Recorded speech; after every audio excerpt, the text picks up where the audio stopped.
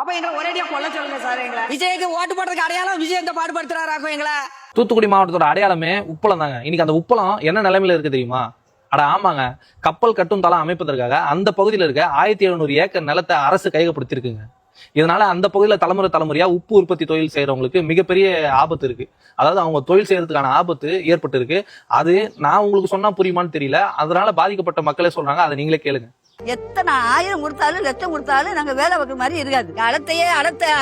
அளத்துல உள்ளாலும் எங்க போகும். ஓட்டு போடுறதுக்கு அடையாளம் இது எங்களை வயிற்றுல அடிக்காங்களா? இந்த விஜய் எங்க போனாரு, இந்த கீர்த்தனாங்கிறவங்க எல்லாம் எங்க போனாங்க இவ்வளவு நாளா? எங்களுக்கு இந்த அளம் வேணும், எங்களுக்கு இந்த தொழிலும் வேணும், எங்களை பாத்துக்கிறேன்னு இத விஜய் பொம்பளைகளுக்கு எந்த ஆளுக்குமே படிப்பறிவு இல்லாத ஆளுக்கு எங்களை யார் வேலையை சேப்பா? ஆட்சி மாத்தி வந்தா நல்லா அமைப்பாங்கன்னு நாங்க நினைச்சு இங்க வந்தோம். நீங்களும் வந்து எங்க வயிற்றுல இப்படி அடிச்சேன்னா எங்களால ஒண்ணும் செய்ய முடியாது. தயவு செய்து நல்லா இருப்பீங்க, எங்களுக்கு ஒரு பிழப்ப கொடுங்க.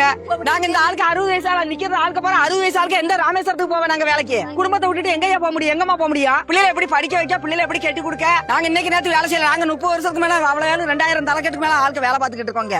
இன்னைக்கு வாங்க, நாளைக்கு வாங்க, ஆபீஸ்க்கு வாங்க. நாங்க வயசான ஆளுக்கு இவ்வளவு எங்க எத்தனை நேரம் அலைய முடியும்?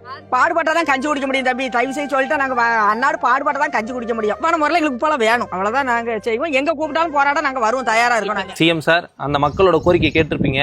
தயவு செஞ்சு அவங்களோட கோரிக்கை என்னன்னு கேட்டு அவங்களோட கோரிக்கையை நிறைவேற்றி கொடுங்க. அவங்க எல்லாருமே தாவேக்காக்கு வாக்கு செலுத்தினவங்க தான், உங்களுக்கு வாக்கு செலுத்தினவங்க தான். தயவு செஞ்சு அவங்க நடுவில் இருக்க வைக்காது.